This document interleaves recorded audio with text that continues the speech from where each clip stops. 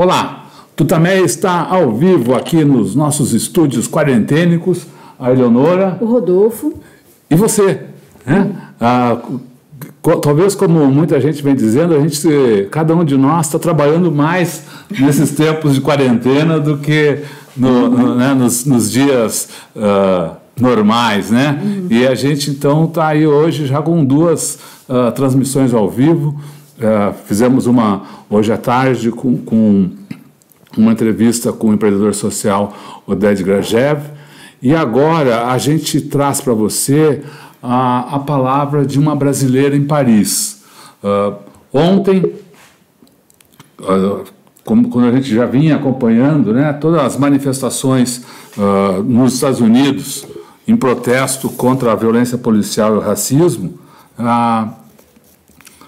ela não está em Paris, hein? Isso. Ela está anotando aqui. É verdade, ela não está em Paris, ela está na Bretanha. Ela foi pega a pandemia a pegou na Bretanha, ela está lá fazendo a quarentena na Bretanha. Não está em Paris, mas contou histórias para a gente do que está rolando na França. Eu estava dizendo que as manifestações nos Estados Unidos contra a violência policial, contra o racismo, em protesto contra o assassinato de George Floyd, em Minneapolis, elas se espalharam pelos Estados Unidos, ganharam a Europa, ocorreram no final de semana em várias cidades da Europa, e ontem Paris explodiu. A França parece que entrou em erupção com várias manifestações e especialmente em Paris, uma manifestação gigantesca, né? E foi para conversar sobre isso que nós buscamos o contato com a Isabela Borges, que é tradutora, professora universitária lá na França. A gente já esteve com ela aqui ao vivo, aqui no Tutameia. Ao vivo, a gente conversou ao vivo aqui nos nossos estúdios, né? Fala mais um pouquinho dela aí, um pouco. Então, ela é tradutora, veio conversar conosco aqui sobre Conceição Evaristo, né? E sobre a edição de mulheres, editora, mentora de mulheres na França. Então, uma brasileira muito ligada, está na França, mas muito ligada ao que está acontecendo aqui. E bom, a gente foi buscar informações com ela. Vou te botar aqui algumas fotos, né, Rodolfo? Isso. Do que aconteceu ontem, né? Que não é exatamente... É um caso local ali que ela vai nos contar aí na entrevista, mas que tem muita ligação com o caso George Floyd, e tem até um cartaz aqui, né? É o anterior. Deixa eu ver, é o anterior. É o anterior, Black Lives Matter. E ela nos contou até que hoje foi a feira e tinha um Black Lives Matter ali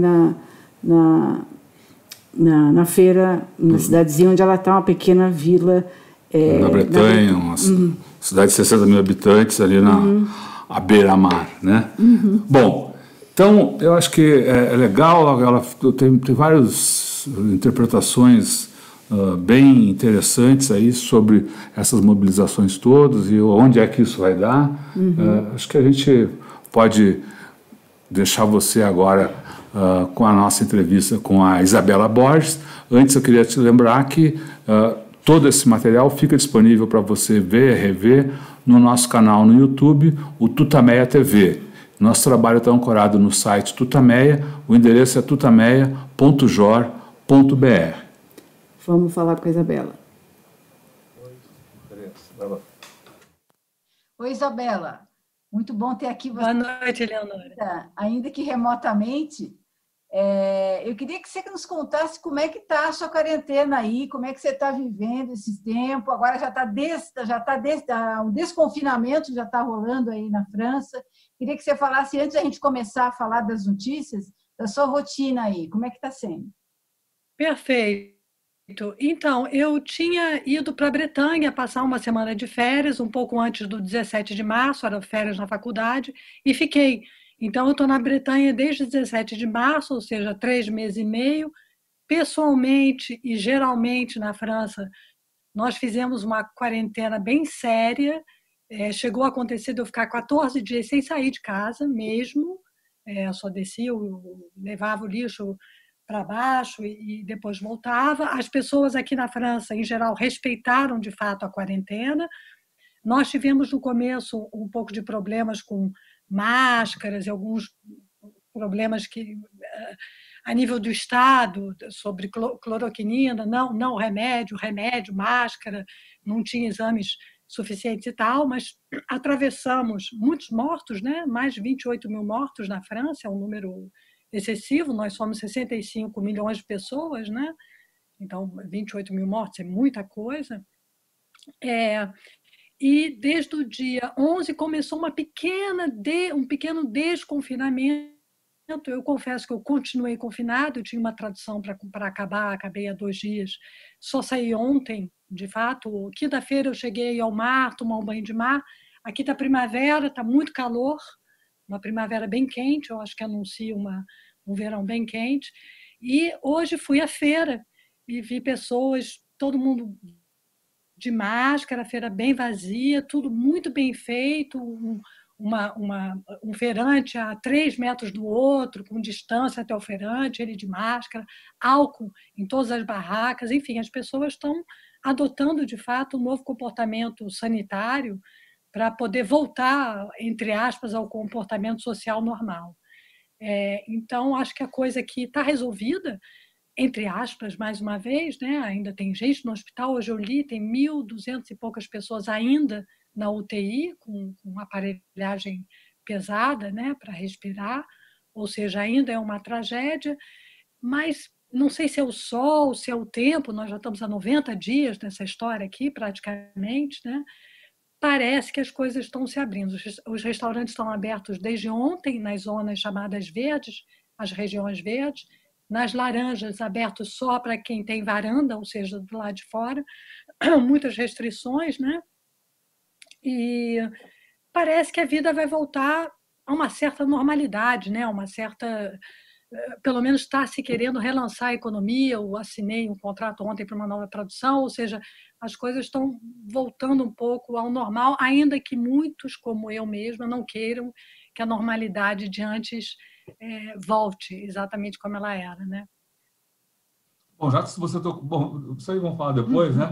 Mas ontem a gente acabou sendo... Foi surpreendido, né? Foi uma surpresa quando, no meio da tarde, começamos a ver as fotos, os vídeos e os primeiros comentários sobre a manifestação em Paris. Já vinham manifestações em diversos pontos do mundo, além dos Estados Unidos, né? Na Europa, várias cidades fazendo, mas nenhuma com as proporções, o gigantismo mesmo da manifestação em Paris. Você podia contar um pouco o que aconteceu e como foi a manifestação, enfim, como você aí acompanhou isso? Eu também fiquei surpresa, eu fui alertada, eu participo de um grupo WhatsApp de amigas resistentes, companheiras, muitas jornalistas, e uma mandou uma mensagem, ela estava próxima à manifestação, que foi na frente do Palais de Justice, né, do Tribunal de Justiça Central, que é em Paris, dizendo que, de fato, havia não somente um número enorme de pessoas manifestando, como também uma repressão policial bastante truculenta diante dessa manifestação que era pacífica. O que acontece é que, em 2016, um rapaz de 24 anos, se chama Adama Traoré, morreu numa situação um pouco estranha na delegacia central do Val d'Oise, que é uma pequena cidade próxima de Paris, e ele foi preso sem... Aqui na França, vocês sabem que a gente tem direito de deixar uma pessoa presa por 24 horas sem provas.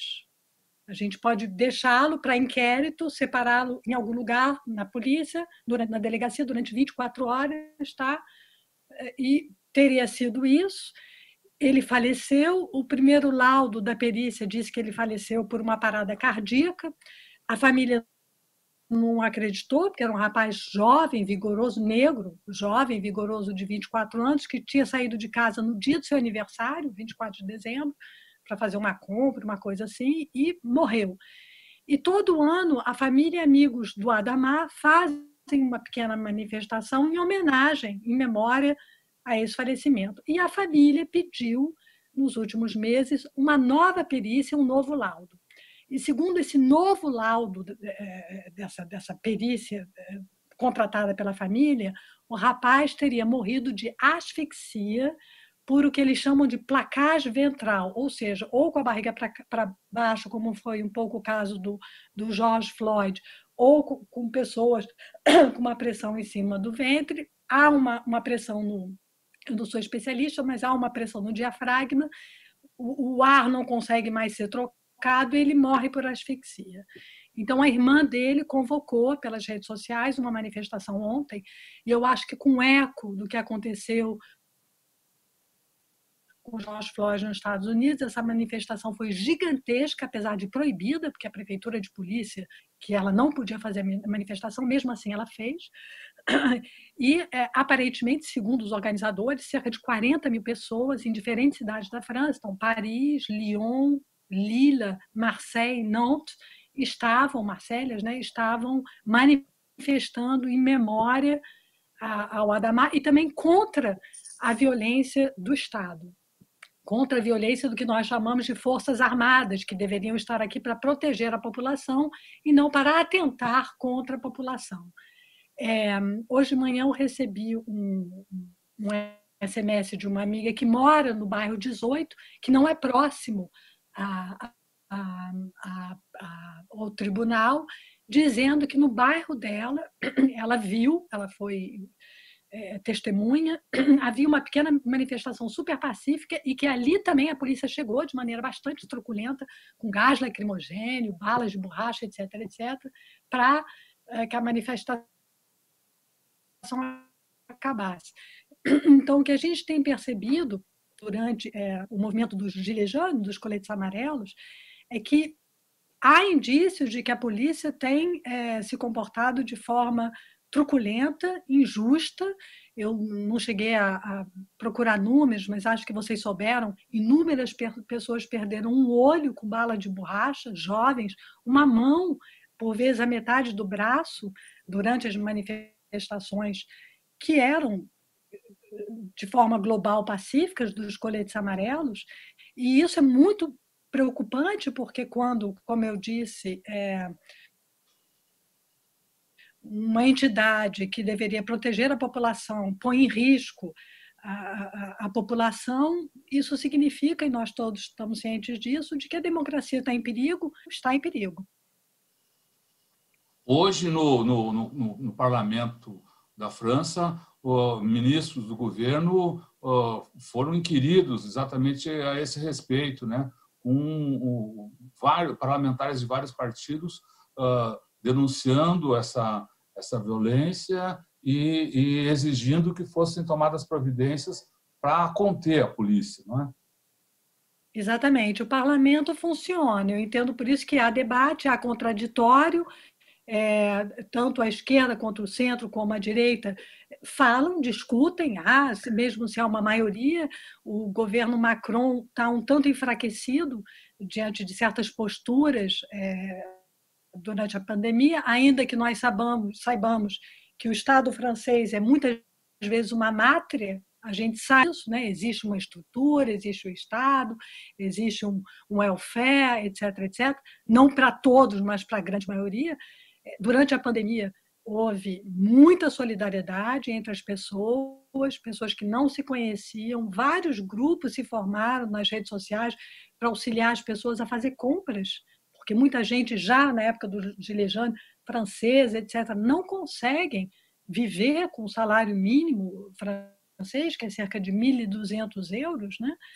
Quando a gente pensa que um aluguel de 20 metros quadrados em Paris oscila entre 800 e 1.300 euros, né? Como é que uma família pode viver em 20 metros quadrados e só pagar o aluguel? Enfim, muito frequentemente mães sós com filhos. Eu estou um pouco fugindo do assunto, mas é porque o assunto é um rio, né? Então, isso já vinha ocorrendo durante todo o ano de manifestação dos Gilets jaunes. A população francesa apoiava os Gilets jaunes, apesar das manifestações por vezes serem violentas, né? Coisas queimadas. A França tem a tradição de queimar carros, né? Tem essa queima de carros, etc., etc. E diante de certas posturas do governo francês, parte da população francesa começou a se perguntar, de fato, se essa maioria parlamentar não estava prejudicando esse equilíbrio entre o contraditório, justamente, entre os diferentes partidos e as diferentes versões, as diferentes formas de pensamento. Então, isso deu muita força, é nisso que eu queria chegar, isso deu muita força à minoria de esquerda, que vem há muito tempo denunciando a truculência da polícia francesa durante as manifestações, que vem exigindo novos laudos, novas perícias, que vem, inclusive, manifestando, muitas vezes, junto com os coletes amarelos. O ministro do Interior, como a gente diz aqui, hoje disse que a violência é inadmissível, etc., o que eu concordo 2000%, só que eu acho que o que a gente precisa entender é que a violência é a violência da exclusão, da fome, dos desvios, da truculência. É essa violência que está sendo combatida, muitas vezes com certa violência. Deve-se entender também que a maior parte dos manifestantes são jovens, ou seja, não querem para o futuro deles uma vida num país, num Estado onde manifestar seja motivo de repressão, onde o contraditório não seja aceito, né? Onde as exigências não possam ser aceitas. Estamos todos um pouco nessa espera aqui, vão ter eleições municipais, né? O segundo turno. Houve o primeiro turno, foi um pouco também bastante debatido, porque muitos achavam que era perigoso esse primeiro turno, porque já estávamos começando o confinamento começou numa terça-feira, o primeiro turno foi no sábado, vai ocorrer o segundo turno, e eu tenho a impressão que haverá muita mudança, muita gente nova, quer dizer, nova fora da maioria parlamentar da République En Marche, que é o partido do presidente da República, né, do Emmanuel Macron. Então, de fato, há debate, a esquerda tem conseguido um espaço maior, pelo menos no entendimento das pessoas, o pensamento social-democrata vem se estendendo, né? Eu acho que a gente precisa entender, pelo menos é o que nós estamos percebendo aqui, que o projeto neoliberal, seja qual o nome que nós formos dar, mas esse projeto neoliberal que está sendo implantado no mundo inteiro é muito violento e ele exige muita autoridade de um governo. Eu acho que até exige que o governo extrapole a autoridade que lhe é confiada para poder implantar esse Estado neoliberal. E está muito claro aqui na França que a gente não quer esse Estado neoliberal. Tem uma possibilidade que se chama 49.3, né, le 49.3, ou seja, um decreto de lei. Muitas mudanças foram passadas durante o governo François Hollande com esse decreto de lei, ou seja, de força. E agora tem essa reforma da aposentadoria, que ninguém quer, 80% da população francesa não aceita essa reforma, todos pedem para que ela seja totalmente retirada, nem modificada, retirada, e eles iam tentar passar a reforma pelo tal 49.3 quando aconteceu a pandemia, né? Então, há um conflito muito grande, há muita tensão, que não se compara, claro, com a tensão no Brasil, não há a menor comparação, porque pelo menos aqui nós temos debate, apesar dos pesares, mais uma vez, e o povo tem força, e a voz do povo existe, mas, de fato, é um momento bastante tenso entre os diferentes pensamentos, né? Um pensamento social-democrata, claro, defendido pela esquerda, e um neoliberalismo selvagem que tenta se implantar mesmo num país como a França. Isabel, o mundo está mergulhando numa recessão enorme, estão dizendo que é maior do que a de 29, vai haver muito desemprego, e apesar dessa crise estar apenas começando, ela acho que já demonstrou, já deu sinais de que vai ser muito violenta, muito forte. Esse é um ingrediente que pode, ou talvez seja uma base que explique as manifestações nesses diferentes lugares, nos Estados Unidos, na Austrália, e isso poderá indicar que virá aí uma onda, né, de protestos contra essa ordem estabelecida? Eu penso que sim, eu espero que sim, se forem protestos pacíficos, né? Eu acho que a gente tem que sempre prestar muita atenção nessa história da violência, porque de fato não leva a nada e só perdemos com a violência, eu acredito profundamente nisso. O que você disse é muito justo, Eleonora, isso já via se sentindo com os coletes amarelos. Os protestos de coletes amarelos eram protestos de uma população francesa que se sente excluída do bem viver, que não consegue. Eu conheci pessoalmente uma enfermeira com 2 filhos, que a partir do dia 20 de todo mês era obrigado a ir buscar comida, ou seja, enlatados, no Banco Popular para poder alimentar os filhos. Eu acho que, para além dos coletes amarelos, o que essa pandemia mostrou, e de certa forma isso me apraz, a gente diz aqui que as máscaras caíram, né, ou que houve falta de máscaras, é que havia todo um grupo social totalmente invisível e que se sentia invisível, ou que se achava invisível, ou maleável, ou simplesmente substituível, e que entendeu que eles são impreteríveis, que não somente eles são importantes, como eles são essenciais. Eu penso nas caixas de supermercados, nos lixeiros, em todo o pessoal hospitalar, em professores, nas assistentes sociais, ou seja, uma grande maioria de mulheres, mas um grupo social que, pelo baixo salário e essa ameaça constante de perda de emprego, acabou acreditando, pelo menos psicologicamente, psiquicamente, nesse discurso de valer pouco, e que entendeu que não vale pouco, que entendeu que vale muito, que eles são essenciais para a vida, porque, afinal de contas, é disso que se trata, né? Se trata de vida. O Estado, ele cuida da vida das pessoas, ele rege a vida da população, das diferentes classes sociais, os diferentes grupos sociais.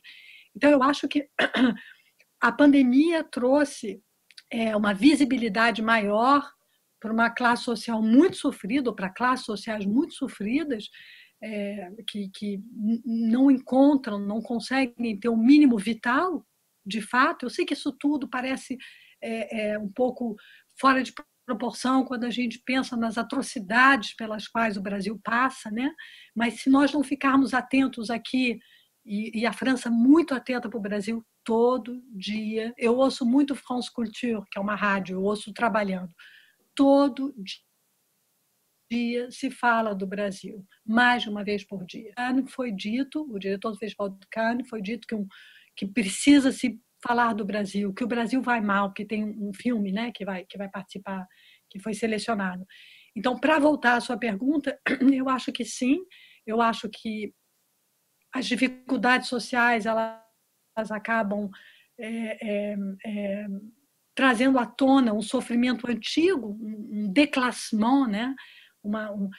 Como é que uma enfermeira pode passar fome a partir do 20 do mês, do dia 20, né? Uma espécie de perda, não somente de poder de compra, mas também de cidadania, de participar da cidade, né? Das decisões da cidade.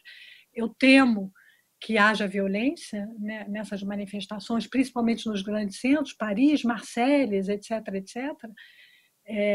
A gente vê que o que aconteceu com George Floyd foi mais um milésimo anunciador e revelador dessas injustiças sociais, né, que trouxe à tona toda essa exclusão de uma parte do mundo.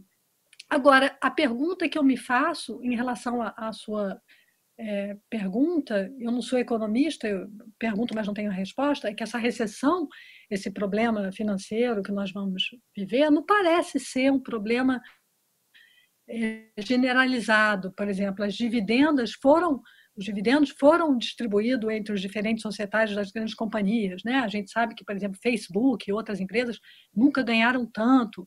Então, eu não sei se isso tudo não pode ser contrabalançado com uma distribuição de riqueza, se a gente voltar para a questão fiscal, né? Com uma maior justiça fiscal, etc., etc. Claro que se a gente continuar nessa vertente, vai ser um abismo imenso, né? Mas eu tenho a esperança de que certos governos democráticos e progressistas, ainda que muito tentados ou ainda que convencidos pelos valores desse neoliberalismo selvagem, vão ser ou contidos pela população e pelo pensamento de outros partidos, ou vão cair em si, como a gente tem esperança que o Macron faça e diz fazer, ou ter entendido realmente o valor da vida, ou seja, o valor dos hospitais, o valor do trabalho das pessoas, né? Porque, na verdade, são as pessoas que geram riqueza, não é a riqueza. Um pacote de milhões de euros parados numa sala não faz nada, ao contrário, ele morfa, né? Mas o trabalho de todos constitui esse milhão e faz esse milhão fazer filhotes, né? Consegue que esse milhão se torne milhões. Então, eu espero que esse pensamento tenha atingido também a classe política progressista, mas tentada ou aliada a esse capitalismo selvagem.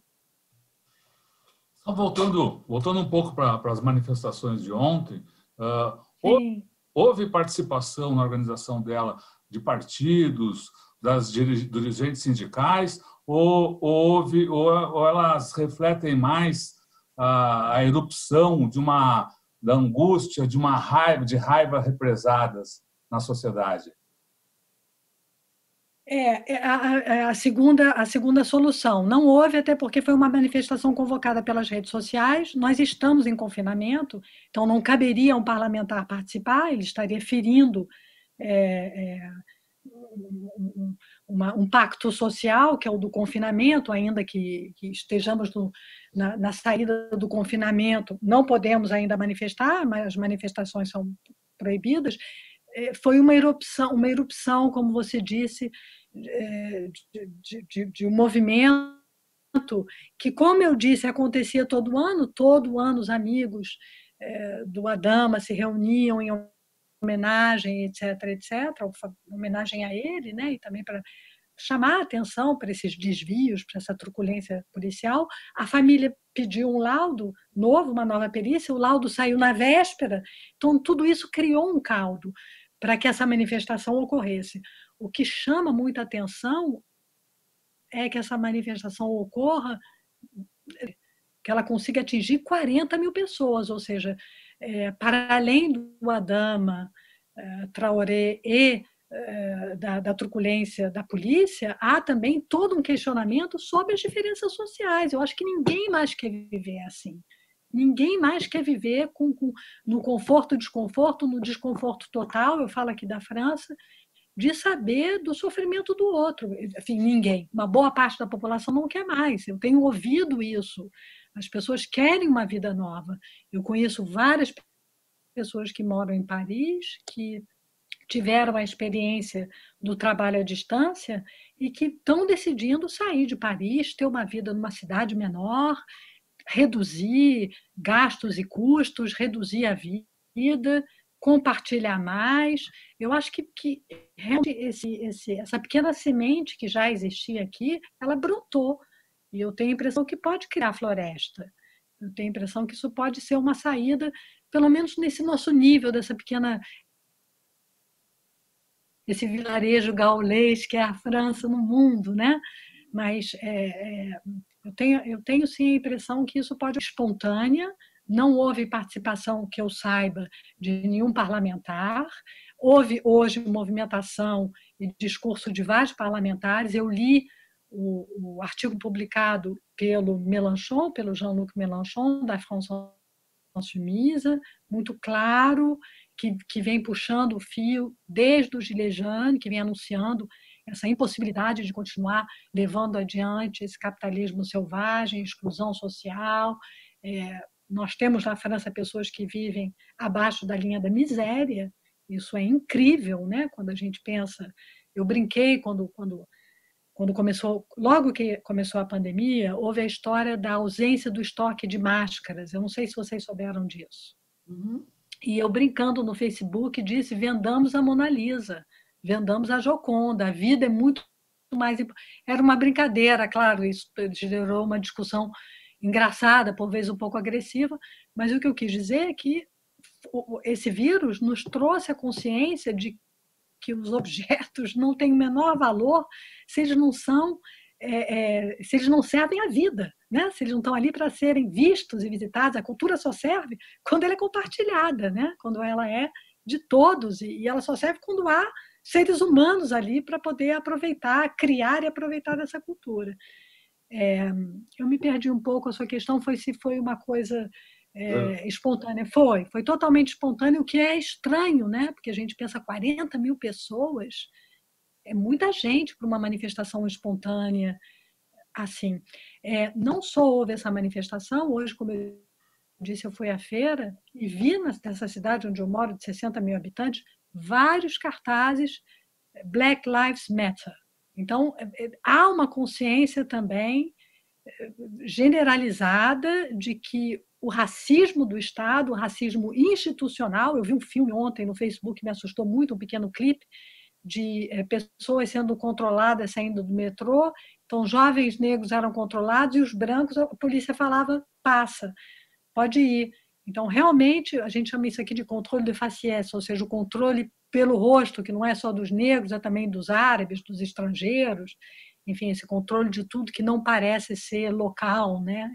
É como se a França não fosse esse melting pot, como se o mundo não fosse esse melting pot de pessoas. Então, eu acho que as próximas manifestações, quando nós pudermos manifestar, serão, sim, frequentadas, enfim, terão a presença de parlamentares, muito provavelmente da esquerda. Há agora uma dissidência, tem um grupo de dissidentes dentro da maioria, né? A República Au Marche está começando a viver, depois da pandemia, certos parlamentares, em desacordo com certas medidas e certos discursos, estão se afastando do presidente da República, né? Do presidente, do primeiro-ministro, do governo. Então, eu acho esse choque democrático sempre interessante, né? Vamos ver como é que vai ser as eleições agora do final de junho, como é que vai se reconfigurar a Carta Francesa das diferentes cores, né? Azul, vermelho, etc., etc. Tenho a impressão que o partido de extrema-direita francês está totalmente inaudível. Não vi que a bandeira do medo, né? Aqui se diz não vá para a esquerda, porque se você tentar ir para a esquerda, você cai na extrema-direita, né? Foi uma bandeira um pouco defendida no Brasil. Aqui eles estão inaudíveis, realmente a tensão é entre centro e direita e esquerda, entre os sociais-democratas e os defensores do capitalismo selvagem. É realmente isso. Você lembrou há pouco do episódio das máscaras, logo no início da pandemia. E muita gente, a partir desse episódio e de outras, enfim, outras situações, outras falas, começou a avaliar que haveria muita chance de rupturas na comunidade europeia, né, de países ficarem mais isolados, que a própria comunidade europeia poderia estar em risco a partir dessas disputas que surgiram nessa pandemia, que já existiam, mas que se exacerbaram nesse período. Daí, como é que você vê? O projeto da comunidade europeia está sob risco nesse momento? Não acho. Acho que houve sim uma crise, você tem toda a razão. A França não pôde ajudar a Itália, a China enviou máscaras para a Itália, depois nós soubemos por quê, né? Porque nós não tínhamos máscaras, nós não tínhamos nem para os hospitais. Um dos representantes, a personagem principal da direção da saúde aqui, que não é o Ministério da Saúde, chegou a pedir à população que doasse máscaras para os hospitais. Então, vocês imaginam a que nível chegamos, né? Se os hospitais, as pessoas usando a mesma máscara 8 horas em vez de 4 horas. Então, houve sim uma grande tensão. Há situações diferentes, né? A Grécia se saiu muito bem, pouquíssimos mortos, etc., etc.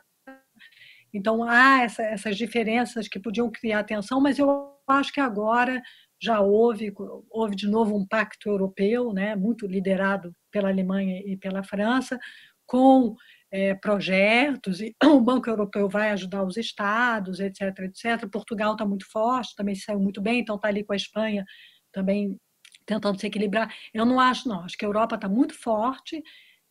Eu acho que a impressão que eu tenho é que está havendo uma distanciação dos Estados Unidos. Isso sim. Isso sim. Que há uma volta, não sei, talvez para a China, talvez mais interna, que se fala em reindustrialização. Aqui mesmo na Bretanha, nós tínhamos uma fábrica de máscaras que foi fechada há 2 anos, que conseguiu reabrir, uma fábrica de respiradores que está sendo reaberta. Houve essa consciência também.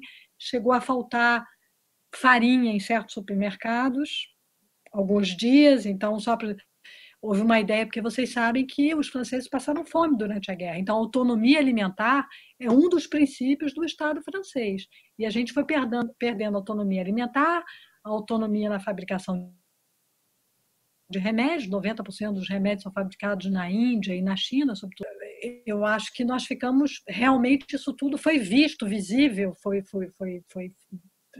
demonstrado. Então, há uma ideia de uma reindustrialização da França, de uma relocalização, as pessoas começaram a comprar no produtor perto, houve auxílio para que esses produtores pudessem entregar,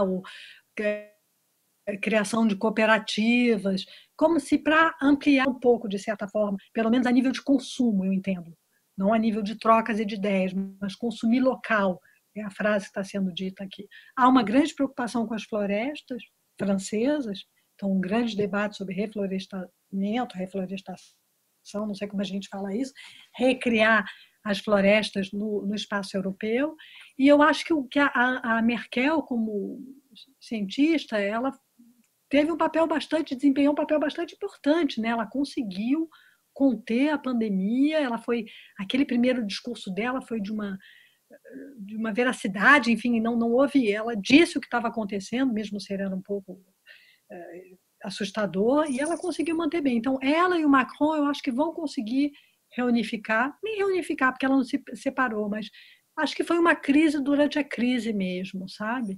E os povos europeus são muito unidos aqui, a gente cantava Bella Ciao na janela, quando a Itália estava numa situação difícil, pode parecer pouco, mas não é, né?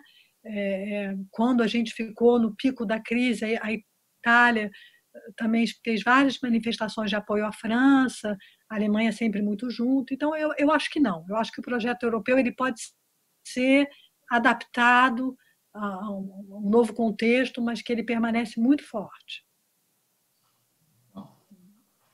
Super, Isabela. Queríamos, a gente, antes de encaminhar para a conclusão, queria que você voltasse ao início, contar um pouquinho. A gente está sempre perguntando, durante aí a quarentena, as pessoas estão buscando livros, filmes, e das suas leituras, dos filmes que talvez tenha visto, o que você sugere para o pessoal que está nos assistindo?